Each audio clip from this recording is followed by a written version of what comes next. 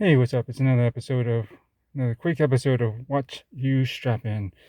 This quick wristwatch check of the day and strap of choice. These aren't reviews, so don't expect a full review on these little episodes. That's coming up pretty soon. I think I got things uh pretty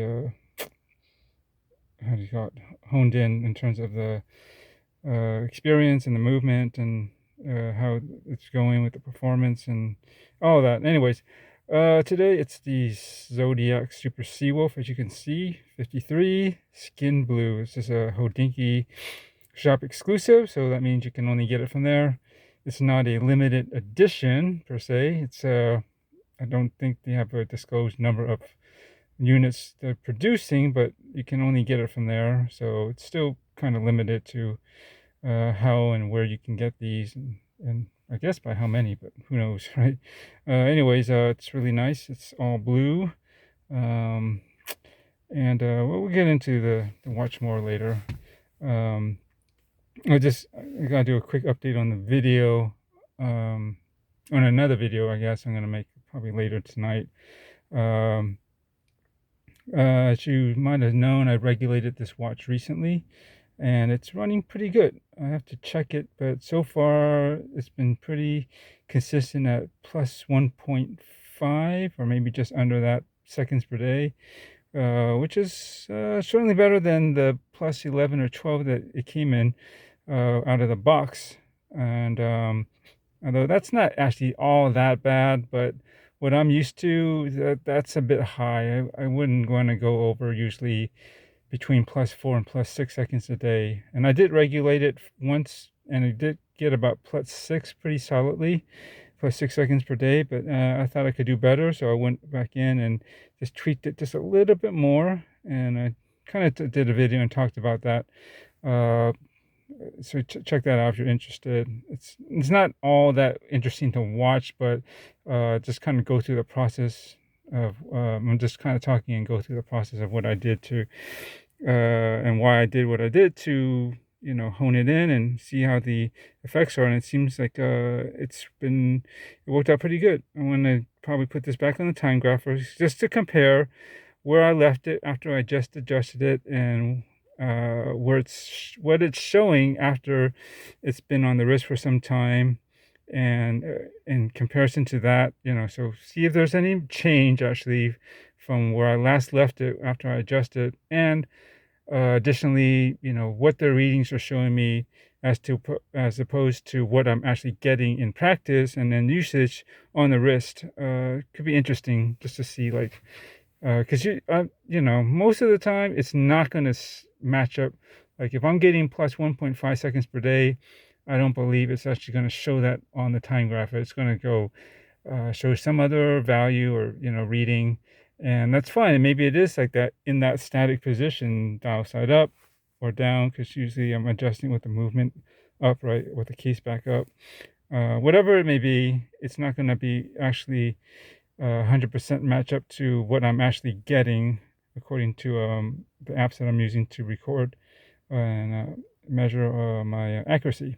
Anyways, this is on I kind of rambled off. This is on the Watch Steward strap. This is the Au Naturel. It's basically like an off-white, maybe even consider it like a very light gray um, elastic strap. This is in their classic configuration. I usually go with the minimalist ever since they started doing that, but I only have a couple, not that many that are like that. This is when I was buying it, they only basically had this style of configuration of the way the strap kind of goes in and out of how it all holds together and wraps up. It's not bad, but the minimalist is, I think, a better way to go. It's just probably slightly, like maybe one layer thinner, and there are some other attributes to it that make it, I think, a better configuration for just the way you put it on. There is potential to scratch the watch lugs or maybe even the bezel with this one, the way it's configured, unless you hold it a certain way. It's not hard, but I think it's something to keep in mind if you're going to get one of these straps, and I recommend it for around $25. They're basically made to order, I believe. You tell them your wrist size, and they'll basically get the right length so that you have some adjustability up or down. I think even if you're off by a little bit, there's plenty of adjustability. But it's good to have that, and it's good quality. They do have a mix of quality in their straps, but they're all pretty good. But this is I forget the poly one. It's, I guess, the most stiff or firm. It's it feels tough. Definitely it's up there with, I think, Erica's Originals, if you had one of those. That's what it feels like to me. And then they have some that are a little bit softer. I forget all the different blends or materials that they use, but this is probably the more durable and more firm, or I don't want to say firm, but it does have a pretty tight elasticity to it, and it feels a little thicker too than some of the other ones. The other ones feel a little thinner or softer and more easily stretchy, which is definitely comfortable. But if you have a particularly heavy watch, you probably don't want one of those. You could, I guess, is just secure it a little tighter, but I can imagine if the watch is ridiculously heavy, that might not hold it as well as opposed to something like this material. Anyway, check out the website, the Watch Steward, and you can see all the different kinds. You actually have, I think, maybe up to 3 or 4 configurations on how you can have these made, I believe, but I like the minimalist. And anyways, yeah, I think this color works really well with this dial, and just the blue and the white handset, even though this is just off-white, or I guess very light gray. Can't see that doesn't work. So that's about it. It's late. I am tired. I just got off work, just trying to get this in for Miss Blue Monday. So this is my blue submission for Tuesday. So I'm calling this Bluesday.